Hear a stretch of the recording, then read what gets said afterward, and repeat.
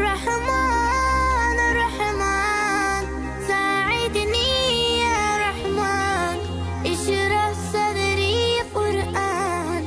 بسم اللہ الرحمن الرحیم. مبشر وسیم MS ایسوسیٹ کے پلیٹ فارم سے آج ہمارے ساتھ موجود ہیں ہماری کمپنی کے شریعہ ایڈوائزر مفتی محمد عامر صاحب. آج ہم ان سے پوچھیں گے کہ جو اسلامک بینک اور غیر اسلامک بینک کے معاملات میں کیا فرق ہے. جی، اس وقت مارکیٹ میں ہمارے جو فائنینشیل سسٹم ہے اس میں دو طرح سے بینکنگ سسٹم رائج ہیں. ایک جو ہے وہ کنونشنل بینکنگ سسٹم ہے. کنونشنل بینکنگ سسٹم کو اردو میں کہتے ہیں کہ مروجہ بینکاری کا جو نظام ہے، یہ ایک لمبا اور طویل عرصہ پاکستان میں قائم رہا، بلکہ اب بھی چل رہا ہے. لیکن اس سسٹم کی خرابی یہ ہے کہ اس کے سارے معاملات سود پر مبنی ہیں، اور سود پر مبنی اس طرح ہے کہ یہ جو کنونشنل بینکنگ سسٹم ہے اپنے ڈپازیٹرز یا جو لوگ ان کے پاس آتے ہیں کسی بھی قسم کا لین دین کرنے کے لیے، تو ان سے قرض کا ایگریمنٹ سائن کرتے ہیں. ان کو یا تو وہ پیسے لون دے رہے ہوتے ہیں یا ان سے بطور لون پیسے لے رہے ہوتے ہیں، اور اس کے اوپر جو ان کو دے رہے ہوتے ہیں وہ مارک اپ ہوتا ہے. تو مارک اپ کو اردو میں سود کہتے ہیں. تو یہ تو جائز نہیں ہے، کیونکہ سود سے اللہ جل شانہ نے منع کیا. احل اللہ البیع وحرم الربا. اللہ جل شانہ نے واضح طور پہ فرمایا کہ کاروبار تو حلال ہے لیکن سود حرام ہے. تو جب سود حرام ہے تو پھر ہم سود لے نہیں سکتے نہ دے سکتے.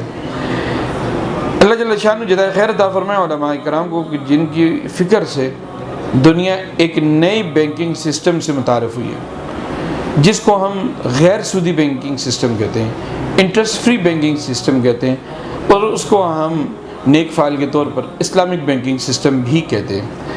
اب یہ جو اسلامک بینکنگ سسٹم ہے اس میں سارے معاملات جو ہوتے ہیں وہ شریعہ کے احکامات کے مطابق ہوتے ہیں.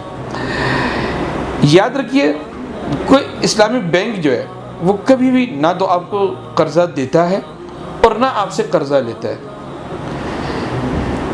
قرض اس لیے نہیں دیتا کہ وہ آپ سے قرض کے اگینسٹ میں کوئی نفع، کوئی پروفٹ، کوئی مارک اپ، کوئی انٹرسٹ کما نہیں سکتا، جو کہ اسلام میں حرام ہے. اور آپ سے قرض لے نہیں سکتا کیونکہ آپ کو مارک اپ دے نہیں سکتا. البتہ اسلامک بینک صرف ایک اکاؤنٹ میں آپ سے بطور قرض رقم لیتا ہے، اور وہ ہے کرنٹ اکاؤنٹ. کرنٹ اکاؤنٹ کا جو ایگریمنٹ ہے وہ لون بیسڈ ہے. البتہ اس کے علاوہ بینک اگر آپ کے ساتھ کوئی معاہدہ کرے گا، اگر وہ آپ کے ساتھ پارٹنرشپ کا معاہدہ کر رہا ہے تو وہ اس کے پراپر پارٹنرشپ کے ایگریمنٹ سائن کرے گا، مشارکہ بیسڈ ہوگا یا مضاربہ بیسڈ ہوگا. اگر بینک آپ سے کوئی سیل کانٹریکٹ سائن کر رہا ہے تو اس کے لیے اسلامی اصول میں جو مرابحہ کے قوانین ہیں وہ اس کے مطابق آپ سے معاہدہ کرے گا. اور اگر بینک آپ کے ساتھ کچھ لیز کا ایگریمنٹ سائن کرنا چاہ رہے ہیں، کوئی ایسٹ آپ کو لیز بھی دینا چاہ رہے ہیں، تو اس کے لیے پراپر اسلامک بینک جو ہے وہ اسلامک لا آف لیز کو فالو کرے گا. تو یہ ہماری اسلامک بینک کی خوبی ہے کہ وہ مختلف کاموں کے لیے شریعہ کی طرف سے بتائے گئے، رہنمائی کیے گئے جو مختلف ایگریمنٹس ہیں ان کے مطابق وہ اپنے ایگریمنٹس کو تیار کرتے ہیں. جبکہ کنونشنل بینکس جو ہیں وہ صرف قرض کی بنیاد پہ سارے ایگریمنٹ کر رہے تھے، ان کے پاس ایک ہی پروڈکٹ ہے قرض. جبکہ اسلامی بینک کے پاس بہت ساری پروڈکٹس ہیں.